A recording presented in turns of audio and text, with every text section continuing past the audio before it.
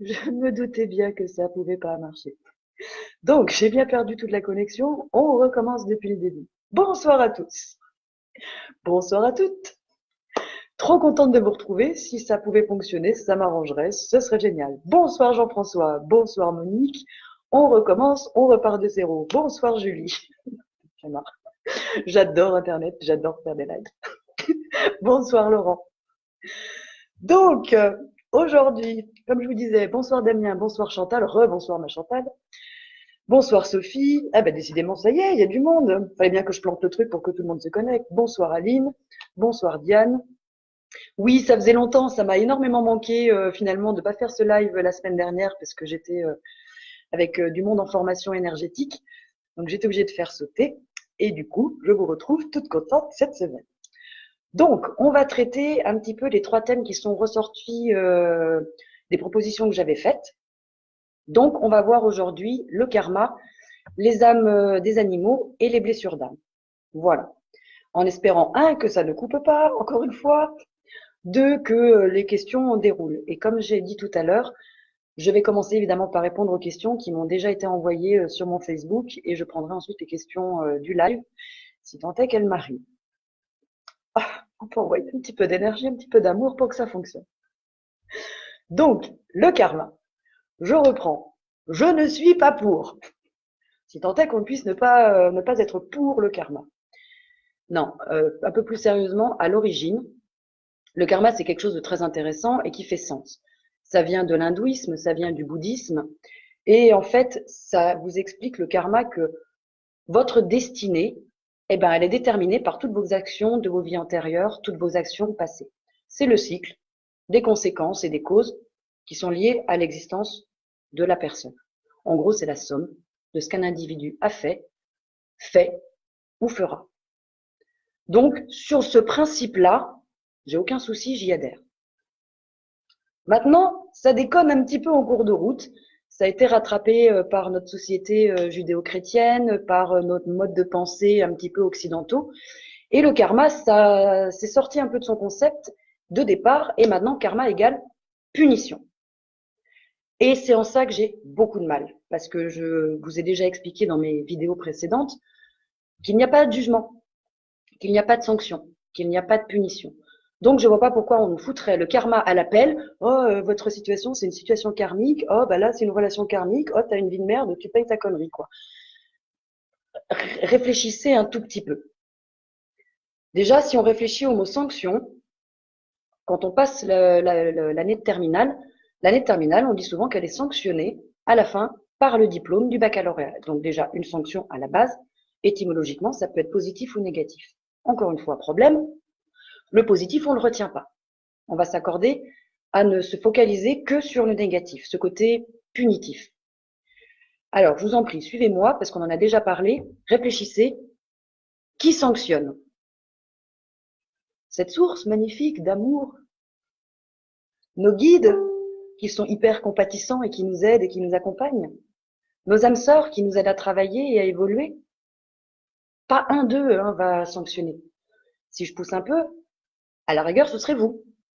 Vous qui allez vous dire, quand vous allez débriefer d'une vie à l'autre, ah ouais, attends, Alex, t'as déconné, quoi. La prochaine fois, tu feras mieux, tu vas retravailler ci, tu vas retravailler ça. Mais il n'y a pas de sanction. Donc, il faut bien retenir encore une fois ce que je vous ai raconté avant. Ce n'est pas parce qu'on a une vie difficile qu'on est puni ou sanctionné. Ce sont des choix d'évolution positive. Alors, je vais vous raconter l'anecdote et je sais qu'elle écoute. Une des clientes que j'ai eues cette semaine, elle était venue me voir pour me dire pourquoi toutes ces épreuves dans ma vie. Et elle a eu une super séance avec son guide qui vient lui expliquer, mais textuellement, tu as choisi toutes ces épreuves pour aller plus vite. Les difficultés sont là pour te permettre d'apprendre. Tout est écrit. Toutes ces épreuves vont te permettre d'évoluer plus rapidement. Et dans cette vie, justement, tu as mis plein d'épreuves parce que tu t'apprêtes à faire un grand bond, à progresser. Je suis là, tu es sur ton chemin, il n'y a pas d'erreur, tout est parfait, nanana. Et elle me rappelle tout à l'heure pour me dire, en gros, je vais avoir une vie de merde, j'ai encore plein d'épreuves, etc. Donc je disais, c'est à un moment, vous qui faites le choix de ne voir que ça et de retenir que ce côté négatif, alors qu'on vous a donné du positif, ce choix, vous pouvez en être fier, il est courageux, il est audacieux et il est parfaitement réalisé. Donc le karma, j'ai un petit peu tendance à dire attention. Quand on entend les gens dire oh là là, je subis la loi karmique, ou je suis en train de nettoyer mes vies antérieures, ou je paye pour des vies antérieures où j'ai commis tel ou tel acte, je crois que dans le fond, ce n'est pas vrai. Je pense que c'est plus proche d'une excuse pour pas accepter les expériences qu'on a, qu'on est en train de... En gros, je trouve que c'est plutôt commode pour se déresponsabiliser. Si j'ai quelque chose à vous dire, c'est arrêter de nourrir une souffrance qui peut appartenir à une autre vie. C'est pas ce que vous êtes aujourd'hui. C'est pas du tout ça. Donc n'accusez pas plus une vie antérieure ou une relation ou une situation difficile. N'accusez personne, n'accusez pas quoi que ce soit. Vous êtes votre propre maître. En ça, le karma, j'ai encore des gens qui m'ont dit il y a pas longtemps, oui, moi on m'a dit qu'on faisait on avait une relation karmique. Peut-être que vous allez dire que je pinaille et que c'est du vocabulaire, mais qu'est-ce que ça veut dire une relation karmique? Ça veut dire qu'on se connaît d'une vie antérieure? Bah super, hein. On a tous des relations karmiques, hein. Mais ce côté, j'ai un mauvais karma, j'ai une vie de merde, j'ai perdu mon enfant parce que dans une vie antérieure, bah, je déconné, j'ai pris des vies, ou à l'inverse, bah, dans cette vie-là, j'ai pas d'argent parce que bah, j'en avais plein et j'ai pas partagé. Non, ça fonctionne pas comme ça. C'est parce que vous avez fait ces choix-là. Encore une fois, pour être compétent sur un domaine, vous allez expérimenter peut-être l'abondance, la pauvreté pour trouver cet équilibre. Vous allez peut-être prendre des vies pour pouvoir vous rendre compte de la valeur d'une vie, pour être capable de donner la vie. Et c'est pas une punition, c'est juste être compétent dans un apprentissage. Ce sont vos propres choix d'évolution. Et plus d'ailleurs, je l'ai souvent dit, les vies sont des vies de merde, parce qu'il y a des gens, il faut quand même être très clair, qui ont des vies qui sont très difficiles. Soyez admiratifs de ces gens-là. Parce que maintenant, je vous l'ai déjà dit plusieurs fois, vous savez ce qu'il y a derrière. Ce sont des gens qui veulent, enfin des âmes, qui veulent évoluer plus rapidement. Ce sont des âmes qui ont fait le choix de progresser et d'évoluer beaucoup plus vite. Et qui ont conscience et qui l'ont fait en conscience, ce choix-là. Donc c'est pas, t'as été vilaine, punie, KGB, hein. C'est beaucoup plus recherché quand même derrière. Alors, excusez-moi, parce que moi, mon truc, il a plus défilé. Salut Alex, oui, rebonsoir. Bonsoir Stéphane, bonsoir Nelly. Bonsoir mon petit Percy, bonsoir Frédéric. Oui, ma petite Twix, c'est moi. Bonsoir Aline, Rodolphe, Jenna, oula, mais il y a eu plein de monde. Donc, les questions que j'ai eues par rapport à ça. J'ai eu Chantalou Lou, alors qui m'en a bien m'a fait rigoler, parce qu'elle tourne en boucle depuis 15 jours. Elle me dit, bonjour Alexandrine, moi personnellement c'est le karma, j'ai du mal à saisir que soi-disant des gens ont une vie semée d'embûches, en général on dit que c'est leur karma, ils payent leurs erreurs de leur vie antérieure, et là j'ai du mal à comprendre comment on peut payer quelque chose dont on ne se souvient pas. Je bloque. Je reviens après, elle me dit comme ça sur le karma. D'un côté on nous dit que tout est écrit à l'avance, donc on choisirait nos erreurs pour revenir encore. Après, elle me dit, ouais, moi, c'est ce foutu karma. Comment peut-on payer des erreurs de nos vies antérieures dont on n'a aucun souvenir? Donc, Chantalou, je redéveloppe et je vais reprendre un petit peu les questions. On ne paye pas, on n'est pas à la douane, on ne paye pas nos erreurs. Et on ne choisit pas nos erreurs, on choisit nos apprentissages. On choisit telle épreuve pour la leçon qu'elle va nous donner et nous permettre d'évoluer. C'est très différent. C'est un choix, encore une fois, très justifié, très sain, très logique. Et d'ailleurs, encore une fois, c'est ce qui est sorti dans la séance de la dernière personne dont je vous ai parlé là. Donc, c'est pas on choisit nos erreurs, c'est pas on paye un karma, et c'est pas quelque chose dont on se souvient pas, parce que ça n'a rien à voir. On fait des choix qu'on assume, dont on est responsable, qui nous permettent de grandir.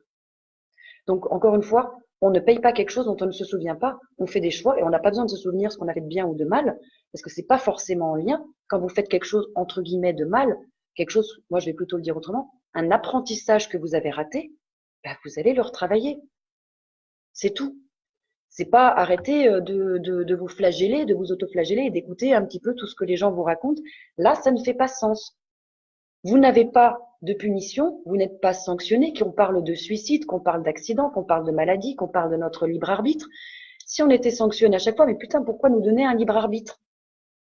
Encore une fois, c'est juste pour qu'on expérimente et c'est tout ce qu'on nous demande de faire. expérimenter. Sauf que pour être compétent sur un sujet, je vous l'ai déjà dit, il faut explorer toutes les facettes. Donc à un moment, il faut être violeur, violer, faire des attouchements, être une vierge qu'on sacrifie sur l'autel, ou être un meurtrier, être une victime, il faut foutre un attentat, être juste blessé, expérimenter l'abondance, la pauvreté, tout ça pour un moment, trouver ce juste milieu, cet équilibre et être compétent. Sinon, un, on n'apprend pas, deux, on n'évolue pas, et trois, on ne pourra jamais aider les autres. Donc, sortez-vous de la tête, on paye un truc, on est puni, on est sanctionné. Ce n'est pas ça, ce sont des choix. Oui, Chantalou, super. Est-ce que ça répond à votre question, du coup? Est-ce que c'est plus clair? N'écoutez pas les gens, et encore une fois, c'est très judéo-chrétien du ah, la pauvre Ève, elle a bouffé la pomme, du coup, tous les malheurs du monde nous sont tombés dessus et il faut qu'on expie toute notre vie dans la douleur et dans la souffrance. Non, c'est beaucoup plus simple et beaucoup plus sympa quand même. Et ça vous coûte rien, ne serait-ce que d'envisager, vous n'êtes pas obligé de croire ce que je vous raconte, encore une fois, c'est juste ma théorie et mon point de vue, mais si vous l'envisagez, ça vous coûte rien. Pas d'argent, pas de temps, pas d'énergie, c'est juste et si? Et si ça tenait la route, et si c'était vrai, et si ça pouvait être plus simple? Ça, c'est juste une question de choix. Vous avez le choix de continuer à croire qu'on vous pourrit votre vie, qu'on vous agresse, qu'on vous attaque, qu'on vous en veut, que c'est pas votre faute. Puis vous avez l'autre choix, celui de vous dire à un moment, c'est moi qui l'ai fait le choix, je l'assume. Moi, je vais vous expliquer à titre personnel. J'ai une fille dans le coin, ça fait 5 ans que je suis installée dans les Landes, ça fait 5 ans qu'elle m'attaque. Ceux qui sont un petit peu dans le secteur sauront ce que c'est, ce sont des attaques ésotériques, elle m'a tout fait perdre, etc. Et j'ai réagi comme tout le monde. Oui, pourquoi est-ce qu'elle se ligue voilà, contre moi? Pourquoi est-ce qu'elle m'en veut à ce point? Qu'est-ce que j'ai pu lui faire? Jusqu'au moment où on m'a sorti le truc, ben, c'est une relation karmique, mademoiselle. Et en effet, on s'est mis sur la gueule il y a quelques années, quelques centaines d'années. Très bien. Mais aujourd'hui, moi, je suis plus cette personne. Mon âme, elle a évolué, la sienne aussi. J'ai juste été faire la paix au niveau de son âme et de la mienne, disant, après tout, d'abord, si par hasard je prenais un retour, bah, il est logique. Ça veut dire quand même que c'est moi qui l'ai mis sur la gueule il y a quelque temps. Après tout, elle a le droit, finalement. Il n'y a pas de raison qu'il n'y ait que moi qui ai le droit de la taper. Hein. Donc, elle peut me taper elle aussi, d'une certaine manière. Mais surtout, on n'est plus les mêmes personnes. On n'est pas dans les mêmes incarnations, dans les mêmes époques. Elle a évolué, j'ai évolué. Et on a été travailler juste à un apaisement au niveau de l'âme. Après, c'est pas ma copine, hein, on va pas se prendre dans les bras. Mais réfléchissez encore une fois au karma, à tout ce que je vous raconte depuis un petit moment. Voilà. J'ai eu une autre question de Nadine, mais je pense que du coup j'ai répondu. Elle me dit moi-même j'ai du mal à comprendre comment est-ce qu'on peut choisir une vie parfois très dure. Donc encore une fois j'y réponds. On choisit des vies très dures parce qu'à un moment on veut passer des étapes, parce qu'on veut aller beaucoup plus vite, parce qu'on veut plus évoluer, on veut grandir. C'est comme quand vous êtes à l'école, vous voulez sauter une classe. Bah, quand vous sautez une classe, vous allez ramer un petit peu parce que bah, faut un petit peu niveler l'écart au départ. Mais après vous êtes peut-être très bien à votre niveau. C'est un peu pareil. Voilà. Mais c'est pas encore une fois punition, sanction et tout ça. Est-ce que ceux qui sont connectés ont des questions sur le karma et veulent me les marquer? Sinon, je passe au sujet suivant sur les âmes des animaux. J'attends un petit peu et sinon je reviendrai dessus. Le concept du péché permet de nous soumettre comme des moutons. Connerie. Bah oui, tout à fait, Rodolphe. Voilà, ça c'est encore un coup à dire suivez bien la masse. On va bien vous manipuler parce que vous êtes sorti des sentiers battus, vous avez fait une bêtise, on vous tape sur la main. Non, non. Péché original, mangez les pommes, comme disait l'autre. Faites-vous plaisir, c'est la vie, amusez-vous. Il n'y a rien de grave. Bon, pas de questions du coup sur le karma. Après, je peux pas vous dire mieux. Moi, je vous donne juste mon positionnement, mon point de vue. Libre à vous d'aller chercher. Peut-être juste posez-vous la question vers quoi c'est le plus sympa d'aller. Là où on vous dit voilà, tu vas en prendre plein la gueule et tu vas encore en prendre plein la gueule et puis tu vas encore en prendre plein la gueule parce que des fois que ce soit pas assez. Et puis ah bah écoutez, juste maman, je suis grande, j'assume, je suis responsable et tout va bien. Écoutez, exemple tout con. Mon briquet, il est posé par exemple sur la table. Je vais demander à quelqu'un de me le donner. Je vais pas l'envoyer chier. Il a juste fait ce qui était prévu. Bah moi c'est pareil. À un moment quand je fais un choix, je vais pas engueuler les gens parce que j'ai fait un choix. Je l'assume sur le principe normalement. Voilà. Du coup, ou j'ai perdu la connexion, ou j'ai pas de questions. Ah si, pas de questions pour moi, Aline, parfait. Peut-on radicalement? C'est pas une question, ça, Rodolphe. Ou alors, il me manque des sujets, verbes, compléments, quelque chose. Bonsoir, José Antonio. Deuxième sujet, les âmes des animaux. Alors ça, j'ai eu plein de questions assez intéressantes. Je reviens un petit peu sur le professeur Michael Newton, dont je vous ai déjà parlé, puisque c'est là-dessus que je me base, moi, en hypnose. Je vous reconseille de lire ses livres, il en parle. Moi, dans les séances d'hypnose, je vous ai déjà aussi donné quelques exemples où on avait certaines personnes, alors non seulement qui retrouvent leurs animaux familiers, le chat, le chien, le chat qui conduit et qui l'emmène dans les vignes, hein, ma cliente, ou des fois on voit un loup, on voit un chien, mais je vous ai raconté combien de fois qu'on avait des guides qui venaient sous la forme animale, des oiseaux par exemple. Donc, au niveau spirituel, ça existe. Benoît de la Tour, dans le livre que Nicole a publié, il le développe un peu plus. Et là aussi, ça fait sens, puisqu'on est issu de cette source d'amour, de cette source pure, bah, et qu'on a créé notre monde. Attendez, je vois les questions. Évolue pendant notre vie vers un changement total en quelques années. Alors, Rodolphe, je fais des efforts, hein, mais peut-on radicalement évoluer pendant notre vie vers un changement total en quelques années? Non, non. C'est pour ça que, encore une fois, une âme, son évolution va se faire sur des dizaines, sur des centaines, sur des milliers de vies. Par contre, chaque vie va amener sa petite pierre à l'édifice. Et il y a des vies qui sont un peu plus charnières, puisqu'on a vu qu'il y avait déjà les âmes débutantes, les âmes intermédiaires, les âmes évoluées, qui c'est pas très joli, encore une fois, qu'elle m'excuse, hein, mais c'est un petit peu pour situer. Donc quand on passe d'un palier d'une âme débutante à une âme évoluée, ouais, grosse vie quand même, quoi. Et quand on passe, pardon, d'une âme débutante à une âme intermédiaire, ben, à un moment, on se charge un petit peu. Ou quand on passe d'une âme intermédiaire à une âme évoluée, on va à ce moment-là charger peut-être une, deux, trois, quatre, cinq, 10 vies, hein, je sais pas, chacun encore une fois son rythme. Bonsoir Patricia, bonsoir Thibault. Alors je sais pas pourquoi ça défile pas, je suis d'y aller les chercher une par une. Bonsoir Christian, bonsoir Thomas Gélil, bonsoir, voilà à tous. Donc je reviens sur les animaux. Benoît, il explique que la source nous a créés. Nous, on a psychoté, on n'a pas compris tout de suite voilà, ce que c'était, donc on a paniqué, on a généré le concept de séparation et on a créé nos petits nous, basés sur la connaissance qu'avait quand même notre âme, notre être réel, du monde réel. Et dans le monde réel, il y a bien des animaux. Donc nous aussi, on a projeté dans notre création des formes animales.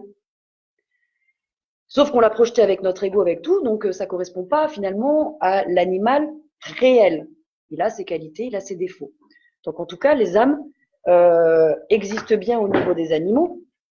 On les a bien créées, ou la source les a bien créées, et évidemment qu'elles ont une place. Quelqu'un qui en parle très bien, qui a écrit plusieurs publications, c'est une ex-compagne à Daniel Meroy. Elle s'appelle Givaudan, elle a pas mal publié sur les âmes animales, etc. Je vous conseille d'aller regarder un petit peu. Encore une fois, les animaux, ce qu'on appelle les familiers, on se parle des chiens, des chats, une souris, pardon, un hamster, un lapin, un cheval, eh ben, ils n'arrivent pas dans nos vies par hasard. En général, ils viennent, d'ailleurs, faut pas croire que c'est nous qui les choisissons au niveau terrestre, là aussi, hein. Ils viennent parce qu'ils ont une mission. Ils viennent pour nous aider peut-être à passer une épreuve. Ils viennent pour nous soigner. Je pense que beaucoup ont entendu dire que les chats sont des animaux guérisseurs. Vous pouvez être sûr qu'un chat qui se pose sur votre bras, sur votre ventre, à côté de votre nuque ou quoi que ce soit, c'est pas qu'il a percuté qu'il y avait une douleur, il y avait un mal, il y avait un problème. Le chat est plus intelligent que le chien. Le chat, il va absorber votre mal et lui, il est capable de le dégager. Le chien a les mêmes facultés. Il va sentir où vous avez mal, il va venir vous lécher, vous se coller, vous l'absorber, sauf qu'il ne sait pas le dégager. Donc, faut lui filer un petit coup de main. Donc, les familiers, c'est très particulier. Ils viennent pour des raisons précises. Qu'on parle de un jour, le chat qui vient juste manger chez vous, ou qui passe 6 mois avec vous, ou qui va passer toute sa vie, il est venu parce qu'il a quelque chose à faire avec vous. Il est venu parce qu'il est en train de vous renvoyer quelque chose que vous n'avez peut-être pas vu ou pas compris. Comment je peux vous affirmer que les animaux ont des âmes, mis à part mon expérience d'hypnose spirituelle. À titre personnel, j'ai une chienne. Déjà, j'avais emmené ma chienne chez la véto du coin, qui m'a engueulé en me disant « Oui, mademoiselle Fournier, vous faites de l'anthropomorphisme, un animal est un animal. » Et je fais pas de bol, mais je suis super fière de faire de l'anthropomorphisme. Hein. Non, un animal n'est pas un animal, hein, juste un animal. Hein. Je crois que c'est un petit peu plus que ça. Du coup, j'ai appelé une copine à moi qui est ostéopathe vétérinaire, mais qui est aussi chamane et qui parle aux animaux. Elle a la communication animale. J'avais déjà percuté deux, trois trucs, pourquoi ma chienne était venue dans ma vie à ce moment-là, mais du coup, j'ai pu poser mes questions et savoir un petit peu pourquoi ma chienne m'accompagne dans cette vie-là. Alors, elle m'a sorti que ma chienne avait été dromadaire pour m'accompagner et cheminer avec moi dans une vie antérieure. Elle m'en a sorti d'autres, mais elle m'a dit aussi que ma chienne a été chamane. Donc, ma chienne a déjà été humaine. Elle a déjà guéri. Je savais que ma chienne allait guérir. Et moi, j'ai aussi percuté, elle me l'a redit, elle me fait travailler l'amour inconditionnel. Parce que moi, ma chienne, je l'ai attendue 22 ans. Et quand elle est arrivée, ceux qui connaissent ma chienne, ils le sauront très bien, c'est un chien-chat. Donc, en fait, elle en a rien à foutre de ma gueule. Elle vient que quand elle a faim et elle me snob tout le temps. Dès que je veux lui faire un bisou, elle tourne la tête. Dès que je l'appelle, elle se barre. Enfin, elle fait sa vie comme un chat, quoi. Elle me ramène des souvenirs. Chat, chaman, il y a peut-être un truc. Et à un moment, je me suis plainte à mes guides et tout ça en leur disant, ouais, mais quand même, ma petite choupette, je l'aime et tout. Et ils m'ont dit comme ça, ils sont foutus de ma gueule. En fait. Ben, tu n'as rien compris. Je fais, mais je l'aime. Il fait, mais ce n'est pas cet amour-là. C'est l'amour inconditionnel. Celui qui n'attend rien. Celui qui donne, qui n'espère pas. Alors du coup, j'ai changé mon point de vue. Je la traite comme un chat, j'ai fait plein de bisous, la choupinette, elle est en parfaite santé, elle est hyper heureuse, mais c'est un chat, donc voilà, je l'adopte comme ça. Et l'autre truc qu'elle me fait travailler, en fait, elle travaille énormément en miroir par rapport à moi. Elle me renvoie des tas de choses que des fois je percute pas.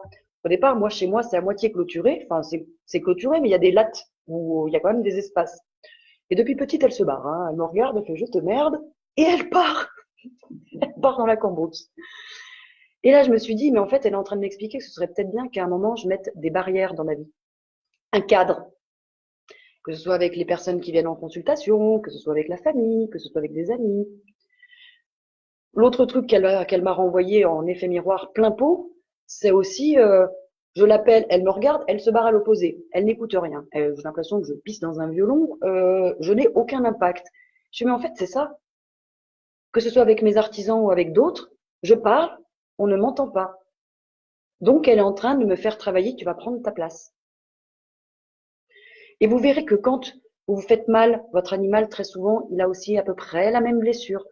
Quand moi j'ai eu un ami, il y a un chat qui a débarqué dans la vie de sa compagne peut-être 6-8 mois avant qu'elle ne décède.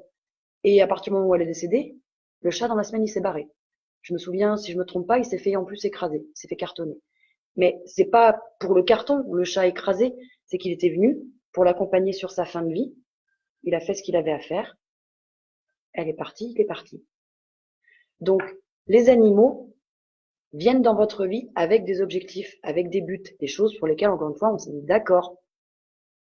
Donc, quand je reviens avec moi, ma première veto qui me dit, Mademoiselle Fournier, l'anthropomorphisme, tout doucement, ben, je lui fais non, non. Ma chienne, elle a une âme. Ma chienne, elle parle. Elle parle plus que certains humains, déjà.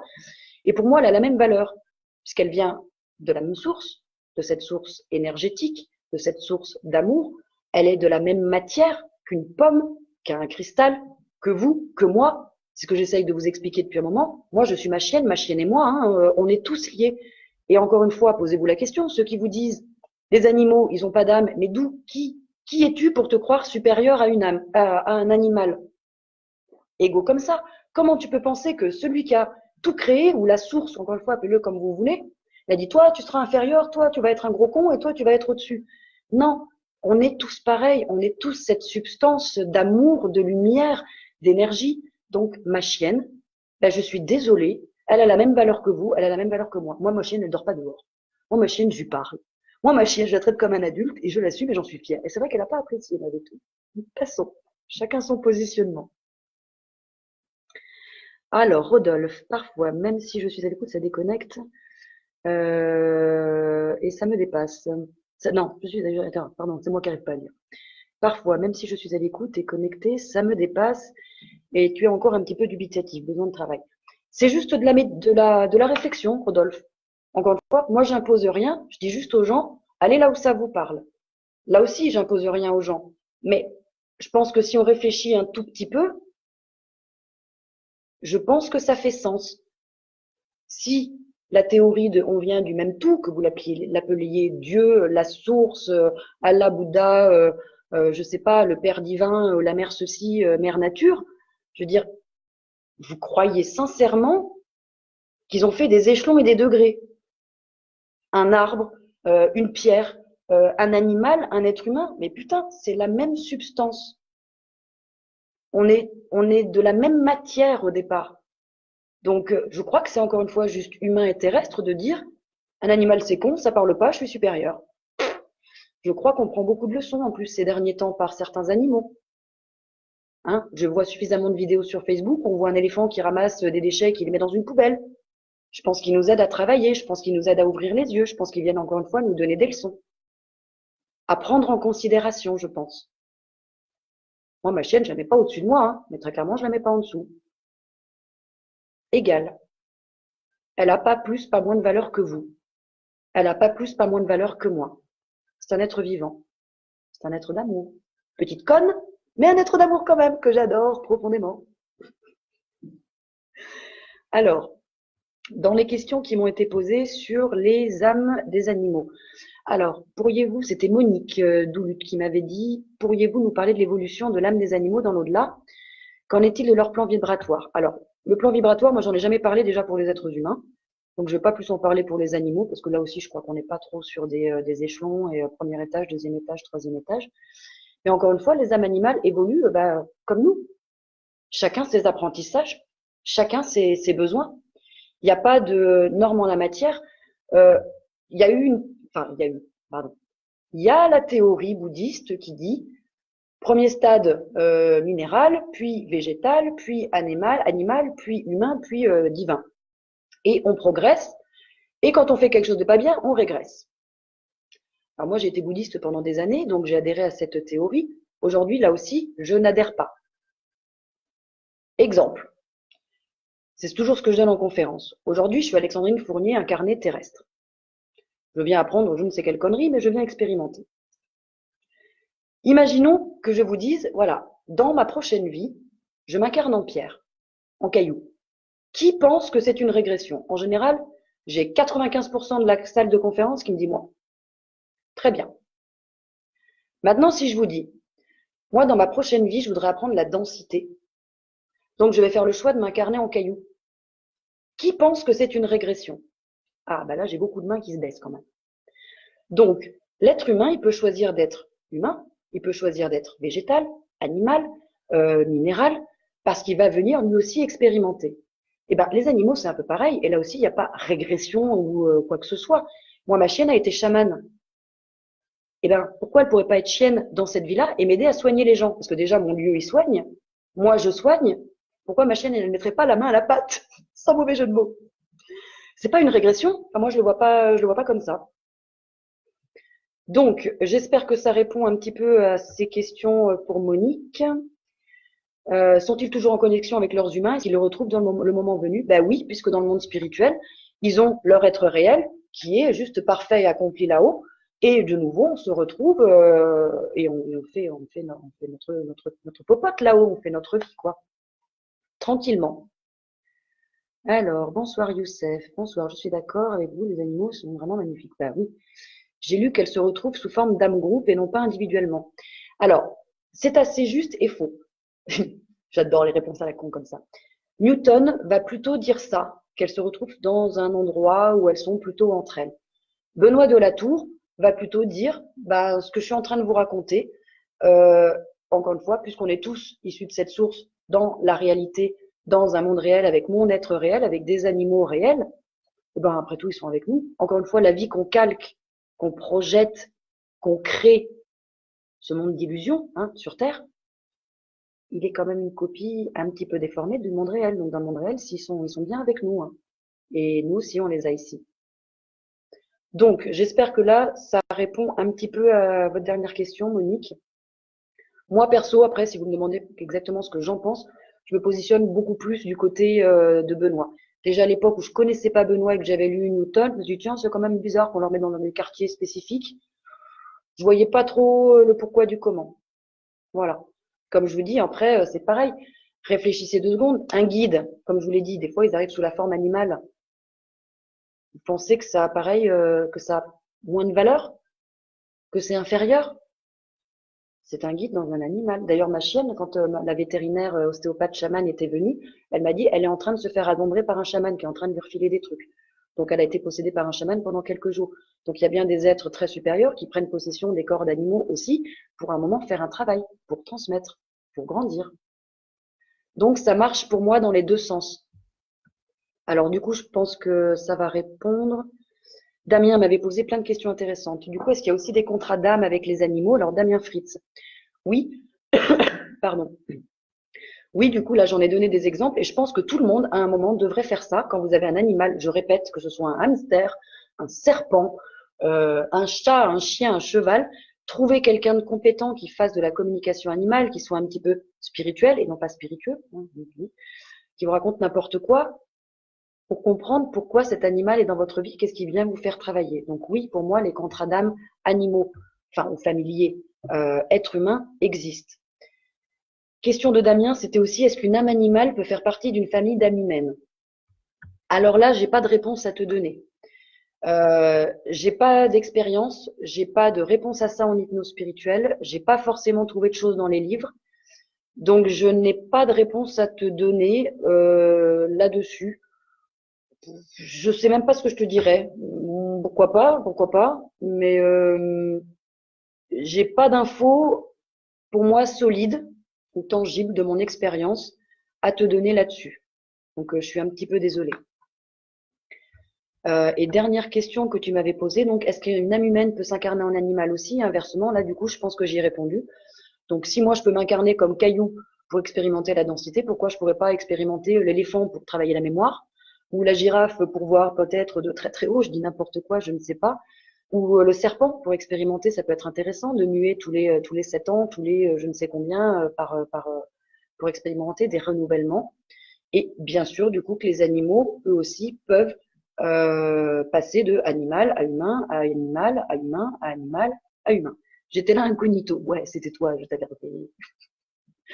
Sandra, bonsoir Alexandrine. Que se passe-t-il quand notre animal quitte ce monde? Est-ce qu'il reste connecté à nous? Ben, c'est comme les défunts. C'est un peu pareil que les défunts. Tout va dépendre un petit peu la relation que vous avez. Déjà, votre animal, il va remonter dans le monde spirituel. Lui aussi, il va faire un petit peu son travail là-haut. C'est possible qu'il se réincarne assez rapidement ou il prendra du temps comme il veut. Et puis, bah, de toute façon, défunts ou pas défunts, ils sont toujours en contact avec nous. Maintenant, ça restera pas sous la forme d'entité. Un animal qui reste sous la forme d'entité, c'est aussi le même concept d'entité, je vous rappelle, genre fantôme, truc qui est pas monté, quoi. C'est comme les êtres humains. Vous allez trouver des sortes de fantômes d'animaux qui sont restés sur des terrains. Moi, on a dû faire un nettoyage parce qu'il y a eu beaucoup de violences sur animaux. Moi, j'habite une vieille ferme. Donc là aussi, j'ai fait passer un géobiologue et il m'a dit il y a beaucoup de violences sur animaux, etc. Donc, il devait y avoir un paquet d'animaux qui se promenaient là. C'est toujours des morts violentes ou des chocs, donc des traumas terrestres. Donc, elles sont coincées. Donc là aussi, hein, on peut faire monter des âmes animales qui pourraient rester coincées.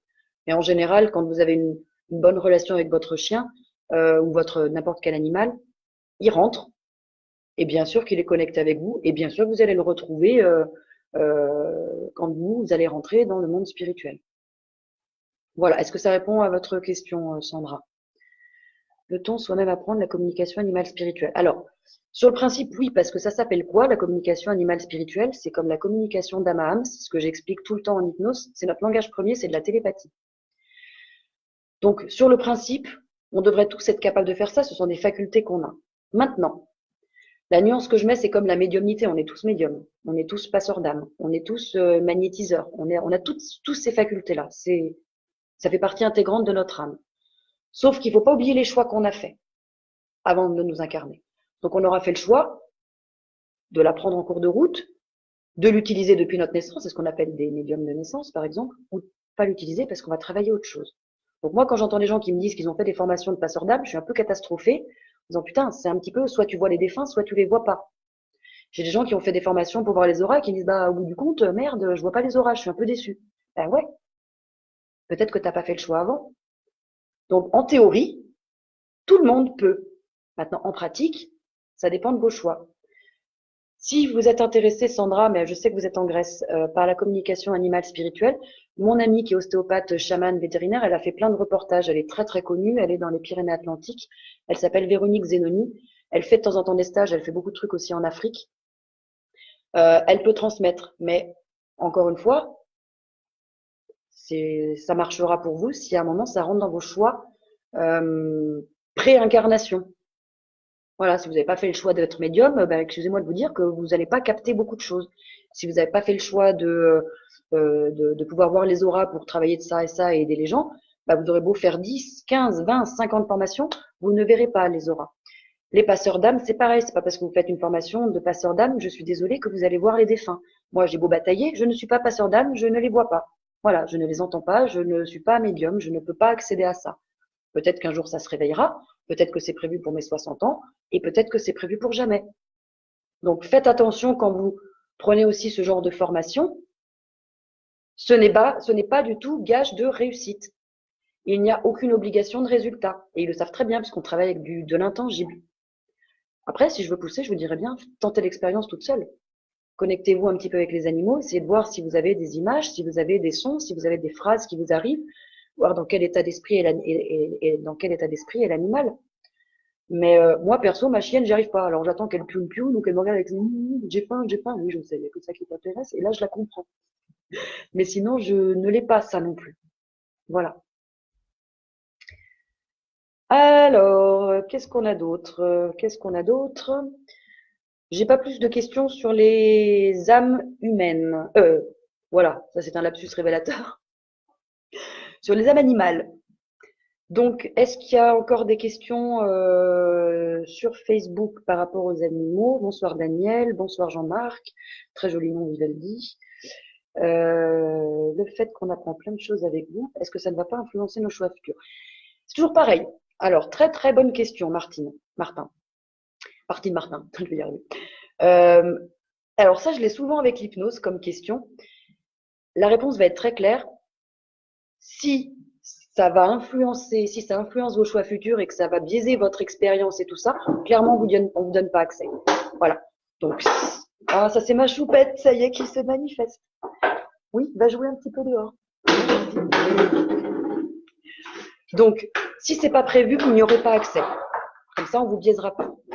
Si c'est prévu et qu'à un moment, ce sont des petites aides que vous, là aussi, vous avez choisi avant de vous incarner comme signe de reconnaissance, comme aide sur votre chemin, vous y aurez accès. Encore une fois, je rappelle à tout le monde que moi, je ne détiens pas la vérité, je vous donne mon point de vue.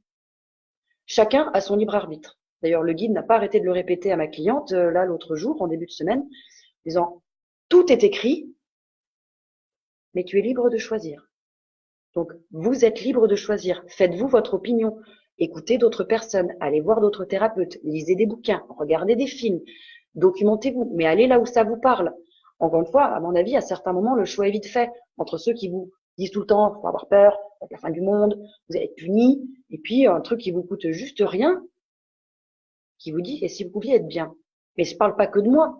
Quand vous êtes à une croisée des chemins, moi j'ai une fille, on a bataillé pendant longtemps en séance, parce qu'elle n'arrêtait pas de me dire, oui, j'ai un examen, et si je le rate, je pourrais pas avoir mon appart, je pourrais pas avoir de salaire, je vais pas trouver un boulot, je vais pas pouvoir faire ce que je veux, nanana, nanana. J'ai fait oui, ok, t'as une croisée des chemins, tu prends le chemin de gauche qui est tout pourri, ok. Maintenant, je te dis, essaye de prendre le chemin de droite. Tu ne sais pas. Et si tu avais ton examen, et si du coup tu décrochais un boulot et que tu gagnais correctement ta vie, que tu puisses t'acheter ta maison, avoir ton mec, tes enfants, ton chien, faire toute ta vie. Et au jour d'aujourd'hui, t'as même pas passé ton examen, t'as deux choix qui se présentent à toi, et automatiquement, tu vas prendre le chemin pourri. Moi, je suis juste là pour te dire, et si tu envisageais l'autre? Je te dis pas ça va marcher ou pas. Je rappelle, je suis pas médium. Mais à un moment, ça reste un choix et un positionnement.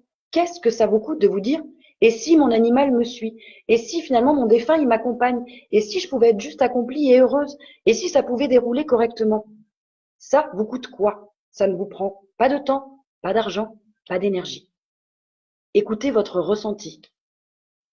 Voilà, j'impose moi rien à personne, j'y gagne rien du tout, je prends du temps pour vous parce que vous me demandez des choses, mais faites-vous votre opinion. Après, réfléchissez un petit peu, il y a peut-être des choses que je raconte qui sont logiques, il y en a peut-être qui sont complètement cons. J'assume le fait que je suis barrée. Elle n'est pas toute seule. sais bien. Mais prenez ce qui vous parle. Forgez-vous votre opinion. Exercez votre libre arbitre. Encore une fois, si c'était pas prévu pour vous, ça aurait bloqué. Si ça n'avait pas été prévu pour vous, ça n'aurait pas été mis sur votre chemin. Si vous n'étiez pas capable de faire la distinction et d'exercer votre libre arbitre, on vous l'aurait pas mis. On vous aurait pas laissé le choix. Voilà. Oui, Jean-François, c'est ça, elle me dit quelque chose. Elle me dit, oui, occupe-toi de moi, je suis malheureuse. Alors, c'est ça. Bon, on va embrayer sur la dernière thématique qu'on m'avait demandé, les blessures d'âme. Alors, je vais les poser maintenant les questions, parce que de toute façon, je vais tout détailler par la suite. Aline m'avait dit que les sujets des blessures de l'âme, ça l'intéressait. Patricia m'avait dit aussi comment savoir, etc. Et surtout, Andrea Cano qui m'avait dit, forcément, la question qui me turlupine, c'est comment apaiser, que faire de la mémoire de nos blessures d'âme pour que ça ne soit plus souffrance. Et est-ce que ce travail d'apaisement s'inscrit dans un long travail? Et lequel? Alors, la fille qui passe son temps à gueuler, je ne suis pas pour les blessures d'âme. On n'est pas loin. Alors, réfléchissez. Déjà, pour ceux qui ne connaissent pas, je vais me baser sur, je sais plus comment elle s'appelle, Bourbeau. C'est une qui a beaucoup développé les blessures d'âme. Lise Bourbeau, je crois. On parle souvent des 5 blessures de l'âme.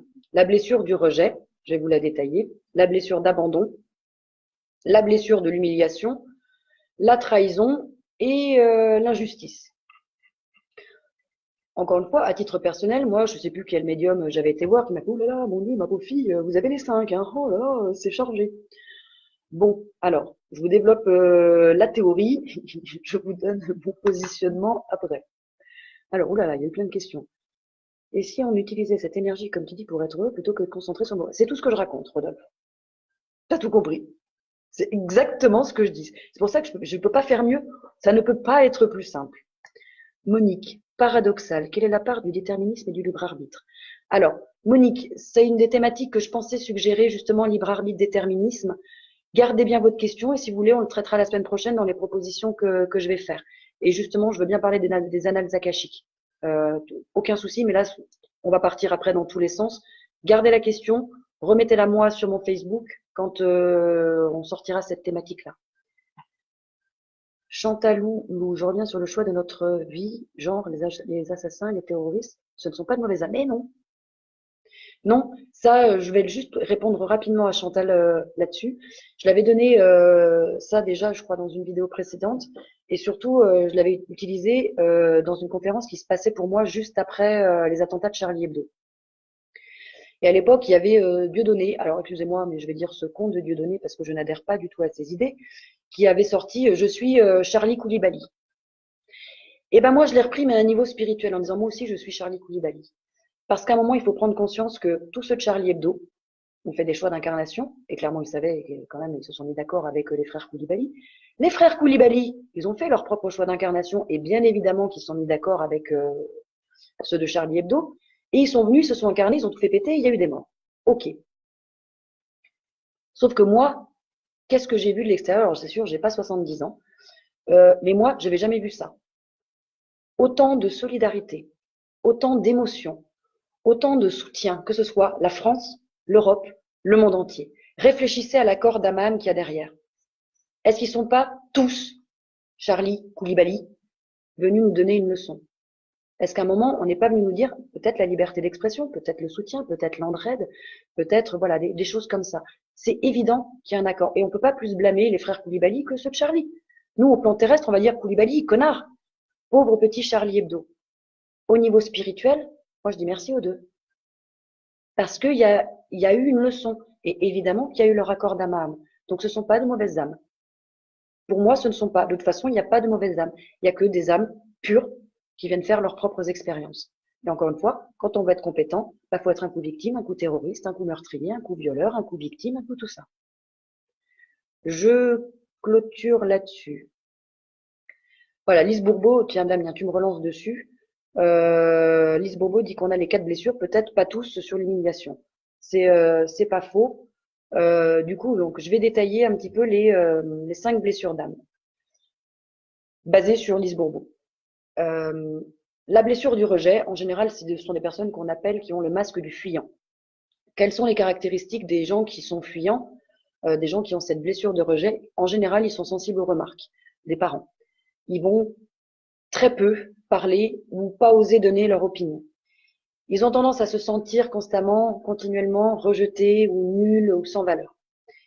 Ils vont douter, et ça c'est peut-être le plus gros symptôme, de leur droit à exister, de leur droit à l'amour.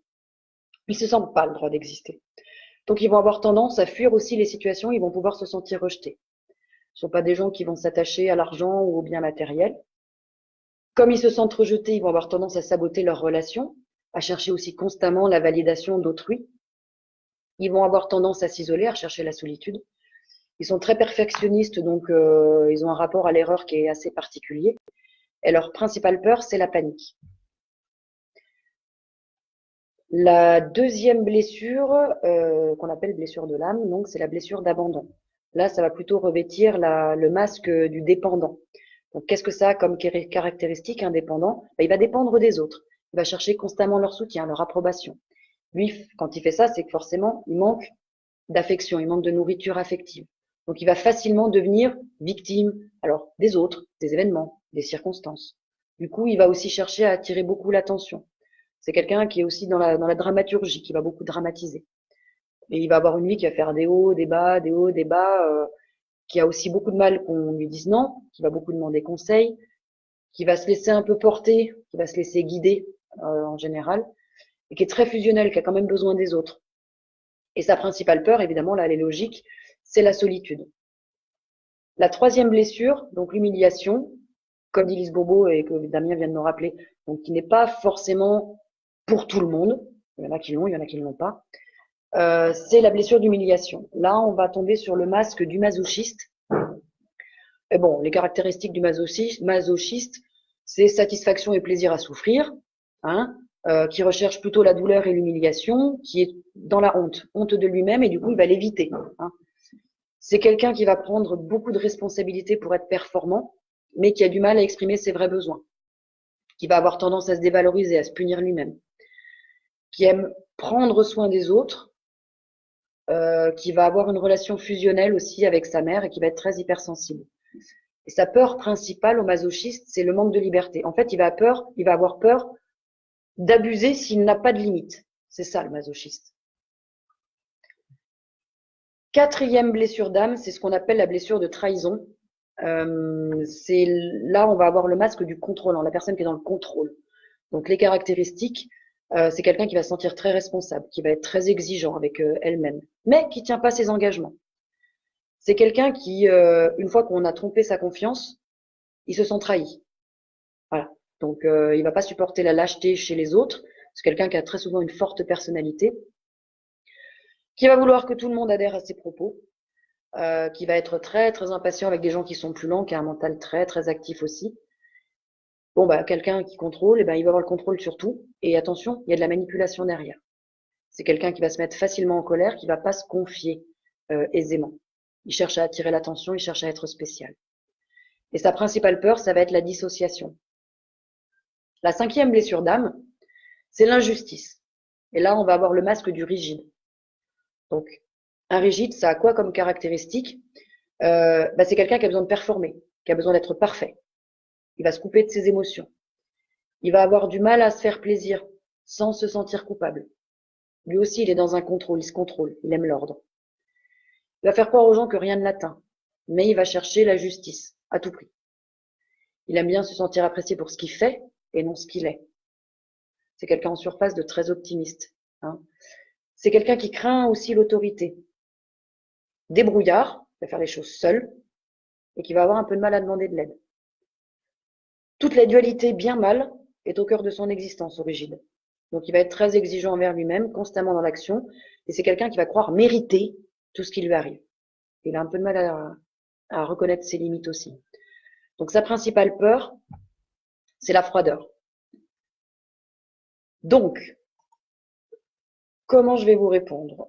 Alors déjà, qu'est-ce qui est passé? Humiliation, trahison, oui c'est ça, c'est exactement ça, Rodolphe. Bonsoir Marc. Donc ça, c'est ce qu'on appelle les blessures d'âme. Encore une fois, je rappelle que je n'impose rien. Je vais juste faire appel à votre outil mental, votre petit cerveau. Je rappelle que le corps ne peut fonctionner qu'avec cette partie impalpable, cette partie inexistante pour l'humain, cette partie invisible, qu'on appelle l'âme. L'âme, c'est ce qui donne sa fonction au corps. La preuve, c'est que lorsque l'âme quitte le corps se détruit. Je rappelle que notre âme est immatérielle,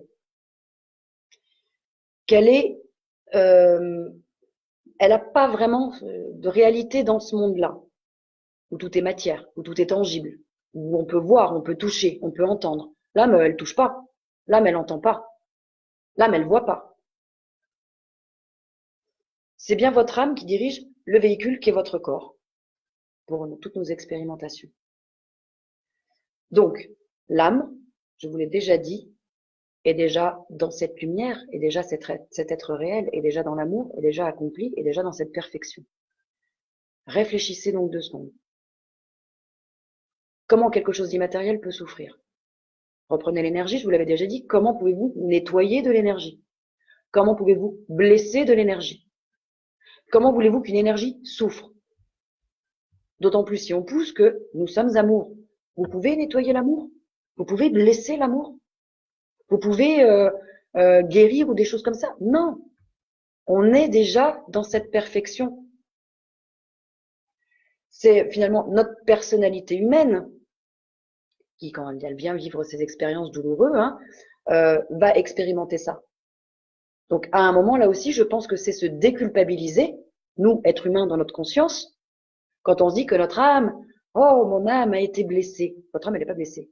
Si vous souffrez, c'est parce que vous vous appropriez la souffrance, une souffrance d'ailleurs qui vous appartient plus, qui peut appartenir à une autre vie que vous avez vécue ailleurs, mais qui elle est complètement ailleurs, qui est déjà résolue encore une fois, mais ça n'a aucune importance, ou ça n'aura l'importance que celle que vous allez lui donner dans votre vie présente.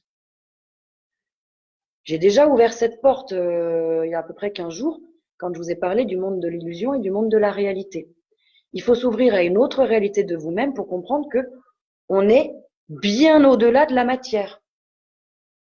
Donc, une âme ne peut en aucune façon être blessée ou détruite par un être humain ou par quoi que ce soit. Je vous l'ai déjà aussi expliqué qu'une âme, à la rigueur, elle peut être refondue ou remodelée quand on rentre là-haut et que ça a trop déconné. Mais en tout cas, pas détruite. Une âme ne peut souffrir en aucune façon de quoi que ce soit. Qu'est-ce qui souffre? Eh ouais, désolé de vous le dire, c'est votre personnalité humaine, c'est votre ego, c'est votre émotionnel humain qui souffre. Un être humain, oui, peut souffrir d'un problème affectif très fort. C'est vrai que vous allez entendre, il y en a qui vont vous dire oh, mon âme souffre. Non, c'est pas ton âme, c'est ton ego. C'est ton cerveau qui t'envoie ça comme message. C'est pas la même chose. C'est l'ego. C'est tout ce qui va correspondre à nos sentiments, à nos émotions. J'insiste, l'âme, ça n'a rien à voir avec tout cela. L'âme, elle est clairement au-dessus de la souffrance. L'âme, elle va pas plus souffrir d'ailleurs de la destruction de votre corps. Hein. C'est toujours la personnalité humaine. Ce sont les émotions humaines. Ce sont les sentiments humains. Bon, allez, on va mettre le mot. C'est bien l'ego qui souffre. Mais pas votre âme. Votre âme, elle est pure. Elle est accomplie.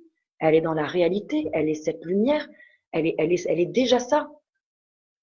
Alors, après, oui, ces 5 blessures sont valables au plan terrestre. Il ne faut pas les appeler les blessures de l'âme. Votre âme, elle n'est jamais blessée. Votre âme, elle se porte comme un charme, malgré toutes les merdes et toutes les épreuves par lesquelles vous traversez. Elle va bien. De même, réfléchissez quand on vous dit vous nettoyez vos vies antérieures. Je travaille sur les vies antérieures, mais je vous dirai jamais ça. C'est une mémoire. On va la déprogrammer parce qu'elle sert plus à rien, c'est plus vous. Arrêtez de faire du nettoyage de vie antérieure ou de machin, ou de douleur, ou de trucs que vous vous prenez sur le dos, vous en avez déjà pas assez. C'est complètement con. Vous arrêtez pas de vous plaindre que oh la vie est dure, c'est compliqué, mais on en prend encore. Et ça nous appartient pas, notre âme elle est pas là. Moi, quand on m'a dit ça, putain, j'ai pris un poids sur les épaules en disant mon Dieu, t'as les 5 blessures de l'âme, mon Dieu, que ça doit être compliqué, travaille dessus. Merde. Non, mon âme elle va bien. Mon âme elle va super bien. La vôtre aussi, hein, je vous le dis tout de suite. Donc, juste essayez de prendre les informations et de les assimiler pour qu'à un moment ça fasse sens. Si votre âme, encore une fois, est créée par cette pureté, est dans la pureté, est parfaite, est magnifique, etc., comment peut-on parler de blessure d'âme? Pour moi, c'est un non-sens. Parlons de blessure d'ego. Oui, J'en ai. Oui, vous en avez. Oui, on en a tous. Et là, on va peut-être pouvoir travailler dessus. Mais ça date de notre juste incarnation. Ça vient surtout de notre cerveau qui nous envoie des informations et qui nous demande de travailler. Mais encore une fois, c'est juste à côté de la plaque. Donc, j'avais eu ça comme question, je vous l'ai lu, c'était, j'ai oublié le nom, désolé. Andrea qui me demandait, du coup, ce travail d'apaisement s'inscrit-il dans un long travail? Bah, du coup, tout dépend, encore une fois, des rythmes de chacun et de la volonté de chacun, parce que je le dis toujours, hein, quand il faut mettre les mains dans la merde, bah, je suis désolée, ça pue, c'est pas agréable, et en effet, ça peut prendre du temps. Mais là, on est bien sur du terrestre. Et qu'est-ce qu'il y a à faire? Lise Bourbeau vous donne plein de choses pour guérir et vous libérer de chacune de ces blessures d'ego. Donc maintenant, je vais utiliser le mot d'ego. Mais c'est vrai que moi, je vais rester sur ma ligne de conduite en vous disant, faites simple. Prenez conscience de votre blessure, acceptez-la. Déjà, je suis pas pour le pardon, parce que encore une fois, il n'y a rien à pardonner, puisqu'on s'est mis d'accord surtout qu'on a donné les rôles, et ben, je vois pas pourquoi je gueulerais sur une personne qui a fait juste ce que je lui demande. Et après, ça, vous pouvez le faire pour les 5 blessures en disant simplement, j'accepte qu'elle soit là. Je peux la libérer. Enfin, il y a plein d'exercices de libération. Soit vous passez sur des psychanalystes, ça peut prendre 5 ans, 10 ans, 15 ans, 20 ans. Soit vous faites un pseudo-travail spirituel, mais que je pense que ce n'est pas lié à la spiritualité. Vous faites un petit travail conscient pour aller voir justement cette blessure, aller la guérir. Il y a plein de thérapeutes qui peuvent aider là-dessus. Par exemple, Lise Bourbeau, elle dit pour la première blessure, la blessure de rejet, parmi d'autres trucs, elle a dit forcément arrêter de fuir dans toute situation, affronter sa peur, oser s'affirmer et prendre sa place. Bon, peut-être que c'est très facile à faire, peut-être que c'est compliqué à faire pour certaines personnes. Pour la blessure d'abandon, elle dit apprendre à vivre en se sentant bien dans les moments de solitude, ne pas chercher l'attention des autres, apprendre à se soutenir soi-même et avoir confiance en soi. Là aussi, vous trouverez plein d'exercices, ce qu'on va appeler plutôt de développement personnel, ou aller voir un psy. Mais moi, je veux pas qu'on me rapproche ça d'une blessure d'âme, puisque votre âme, elle a aucun souci. Pour le masochiste, Lise Bourbeau, elle vous dit de reconnaître à quel point vous avez eu honte de vous-même, de prendre le temps de reconnaître vos besoins aussi propres avant d'aider les autres, peut-être de un peu moins se charger, mettre un peu moins de poids sur ses propres épaules. Pour la 4e blessure, la blessure de trahison, comment la guérir? Eh ben, Lise, elle dit d'apprendre à ne plus se mettre en colère quand les choses se déroulent pas comme on voudrait, apprendre à lâcher prise et surtout plus vouloir tout contrôler, et puis laisser un petit peu les autres prendre leur place et ne plus être le centre de l'attention. Et la dernière blessure, pour la blessure d'injustice, elle conseille de se donner le droit à l'erreur, d'être quand même moins perfectionniste, on a le droit de se tromper, de montrer sa sensibilité, de libérer ses émotions. Voilà. Donc, c'est mon positionnement. Je dis pas que Lise Bourbeau raconte des conneries, je dis qu'elle a tout à fait raison. Maintenant, je fais peut-être encore une fois de la terminologie. Pour moi, on ne parle pas d'une blessure d'âme. Nous parlons d'une blessure terrestre, une blessure d'ego. Et il y a des choses à faire. Je ne le rapproche pas forcément d'un travail spirituel très supérieur, en tout cas, avec des grosses connexions ou un truc miraculeux, quoi.